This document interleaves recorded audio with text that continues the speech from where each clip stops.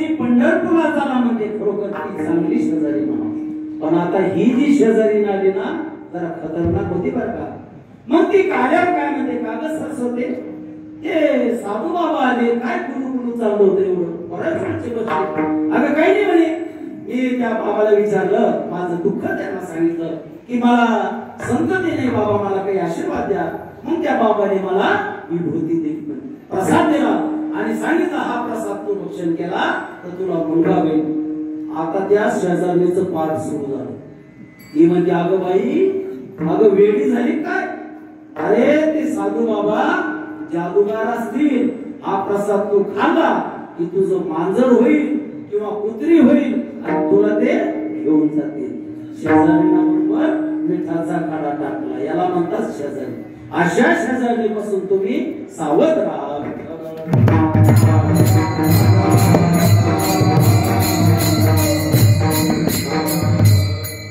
मग त्या शेजारणीचं तिला लवकर पटलं, कारण वाईट गोष्ट पटकन पटली, चांगली गोष्ट लवकर डोक्यात जात नाही. आणि होती म्हणजे बरं झाली बाई तू आले, मी खाणार होते प्रसाद, बरं तू मला सावध केलं.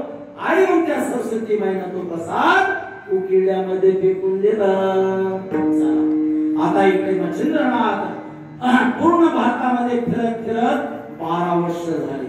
12 वर्षानंतर मच्छिंद्रनाथ म्हणतात पुन्हा त्याच गावामध्ये आले जिथं सरस्वती माईला प्रसाद दिला होता.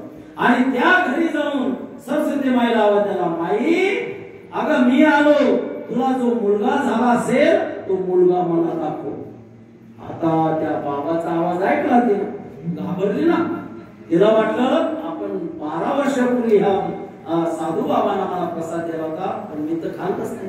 आता हे मला शाप देता काय म्हणून ती घाबरली आणि समोर येऊन म्हणते, बाबा तुम्ही जो दिलेला प्रसाद मी भक्षण केला नाही.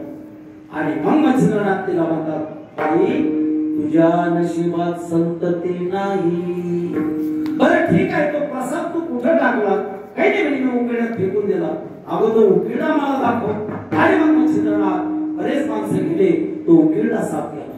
उकिरडा साफ करता करता महाराष्ट्रामध्ये पालखीचा सुंदर असा तिथं दिव्य उजेड पडलेला आहे. कोण होते ते होते गोरक्षनाथ विठ्ठल.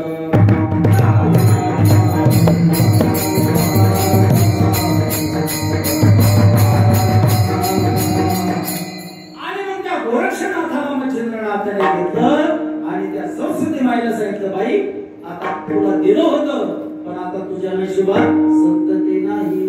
म्हणून त्या गोरक्षनाथाला घेतलं आणि आता पुढे गोरक्षनाथाबरोबर जाऊन सगळ्या जगांना प्रबोधन आणि जनजागृती करण्याचं काम करू लागले विठ्ठल.